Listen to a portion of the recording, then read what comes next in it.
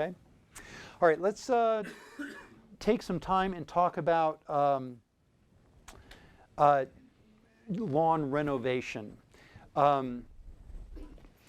Because what do you do when your lawn gets to the point to where it's just declined, there's not a whole lot of grass left, you're having problems, you know, I mean, it's how do you bring it back, how do you rejuvenate it?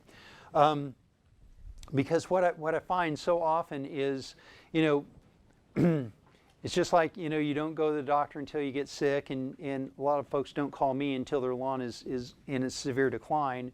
So once it's in decline, how do you bring it back and how do you rejuvenate it? Usually the causes for decline, I mean, there's a lot of causes for decline, but some of the more common ones are shade and root competition from trees. When you're growing grass in the same soil space as you're growing trees, you know, the trees get bigger, they produce more shade, the roots get more invasive into the soil, they push out the grass. So a lot of times when you have areas with trees, what you have is the grass is declining because the trees are just taking up soil space and light from the grass. Another reason for lawn decline is over maintenance. That's a common reason. Just, you know, too much water, too much fertilizer over too long a period of time has just caused the lawn to get. What happens is when you fertilize, even if you're not over maintaining, but you're just maintaining correctly over a long period of time, as the grass grows vertically, it's also growing runners every year, and over time those runners get layered on top of one another, and you come up with you end up with a very thick layer of thatch. And so when you walk across the lawn, it just feels like a carpet, it feels like foam rubber, it's really soft, and it feels good, but it's an unhealthy condition for the lawn to be in. So under those conditions, what you have to do is you have to go in and you have to tear out those extra runners. And that's done through a process called dethatching. Dethatching, the way you dethatch a lawn is you take a machine called a dethatcher, and I recommend renting a power dethatcher rather than using the kind you pull behind a tractor, you know, lawn tractor, something like that just has the tines that kind of pull at the lawn. A dethatcher, a power dethatcher, will have blades that spin vertically. And as you move the dethatcher over the lawn, these blades will spin vertically and tear out a lot of that old thatch and a lot of those runners, and it'll restore balance to the lawn by tearing out some of the top growth so that there's not too much top growth for the root system to support.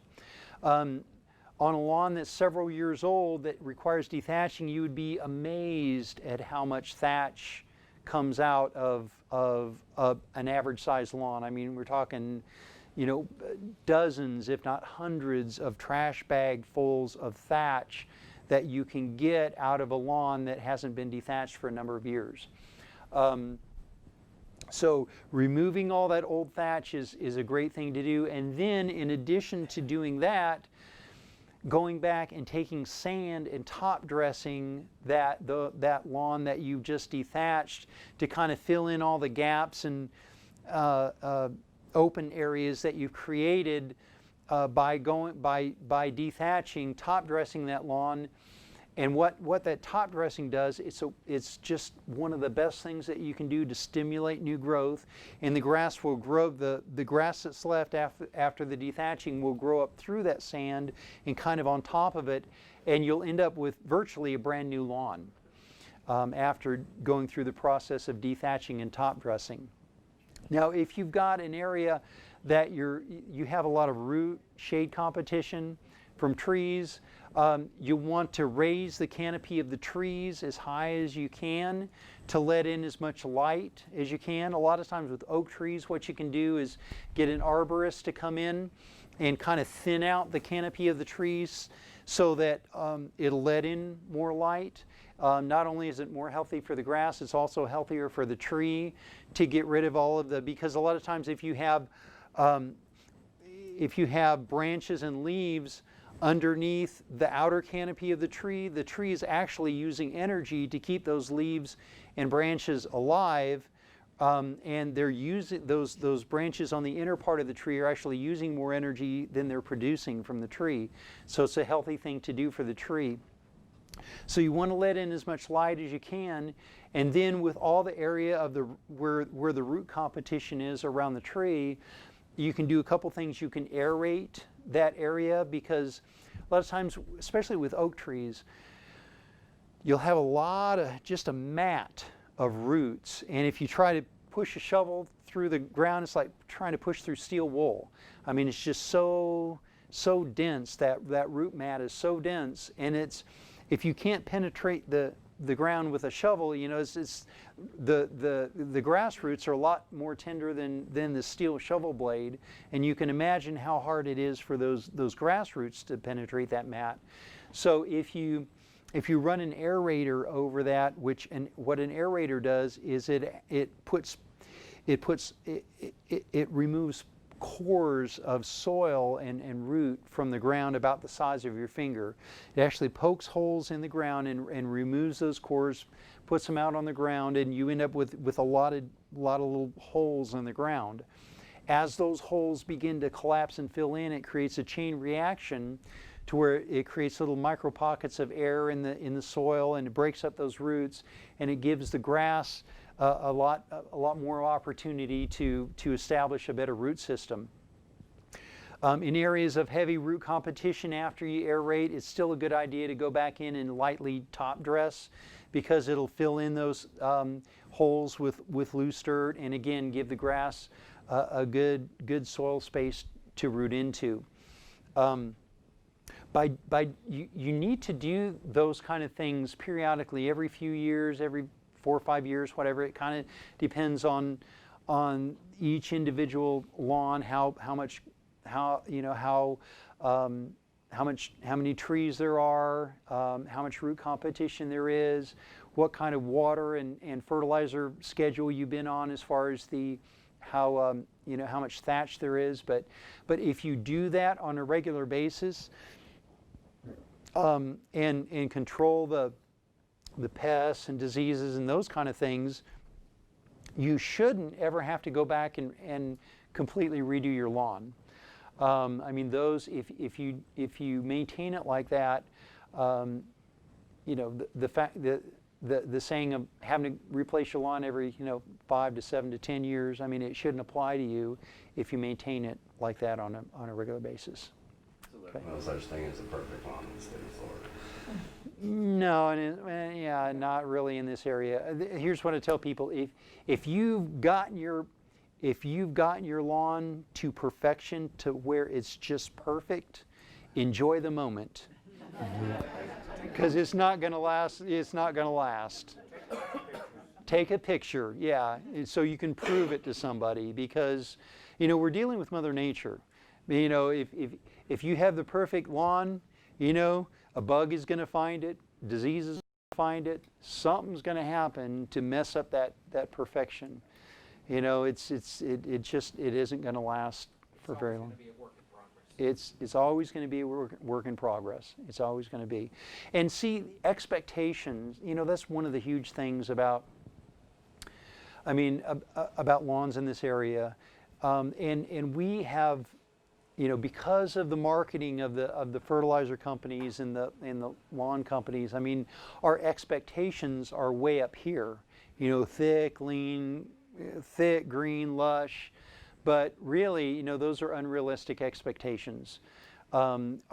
If your lawn has relatively few weeds, if the weeds are not choking out the lawn and you only have a few here and there, if there's no pest activity, there's no disease activity, if it's relatively thick, if you don't look down on it and you can't see bare earth from this distance, you've got a pretty good lawn. There's not much more you can ask for other than that. If you want to go above and beyond that, then you're kind of asking for trouble. You're kind of, courting trouble, because if you I had a friend of mine one time several years ago, and he literally got in a competition with his neighbor about who could get their lawn the greenest and the thickest. And he was, he was taking liquid fertilizer and running it through his irrigation system on a weekly basis. And I mean, this competition he was in with his neighbor was just, I mean, it was out of control. And so you don't want to, that's just ridiculous. You don't, you're gonna end up killing your lawn by doing that, and there's no benefit in doing it, no long-term benefit, unless you're willing to resod your lawn every few years, and just maintain the perfect, luscious, most, I mean, but who wants to do that? Okay, yes, ma'am. Aside from mole crickets, regular insecticide maintenance, like as far as centipede grass, shouldn't you? I've been told you should do at least 3 or 4 times a year, just the cheap insecticide.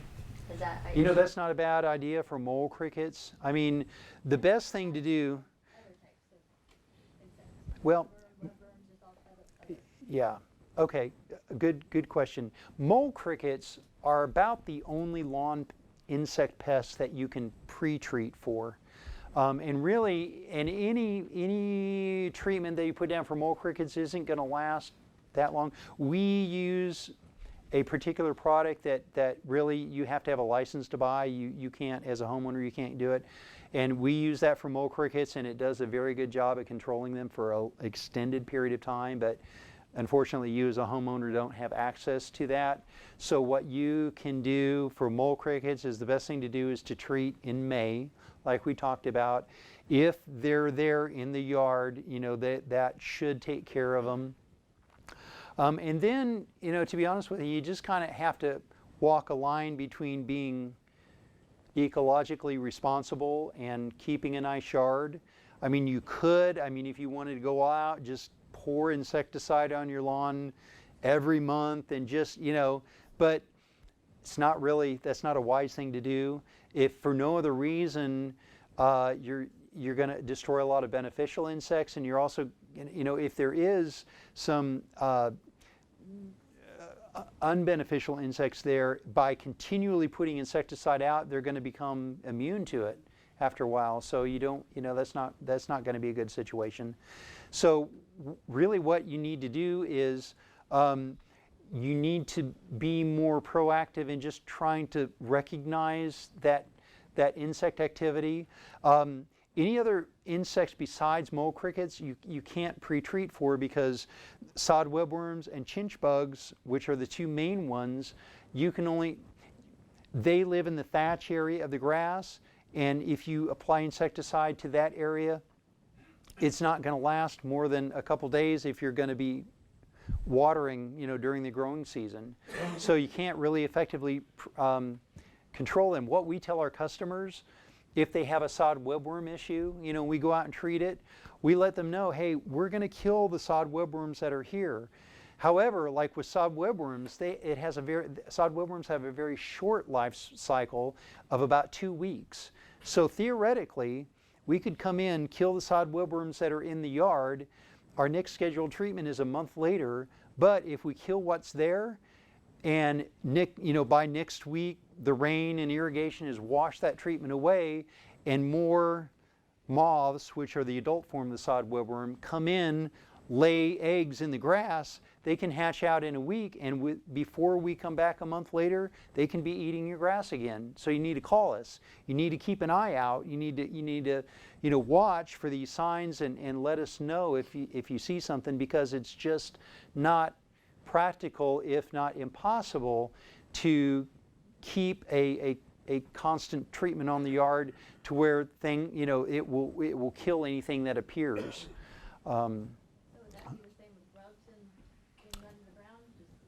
Yeah, now grubs, we have grubs in this area, but they are not so populous that it actually really even causes a problem with the grass. Mole crickets by far are more destructive than grubs are in this area. I mean, you can turn a shovel of dirt and go through it and probably find 2 or 3 grubs. That's not enough to destroy your lawn or even cause much damage.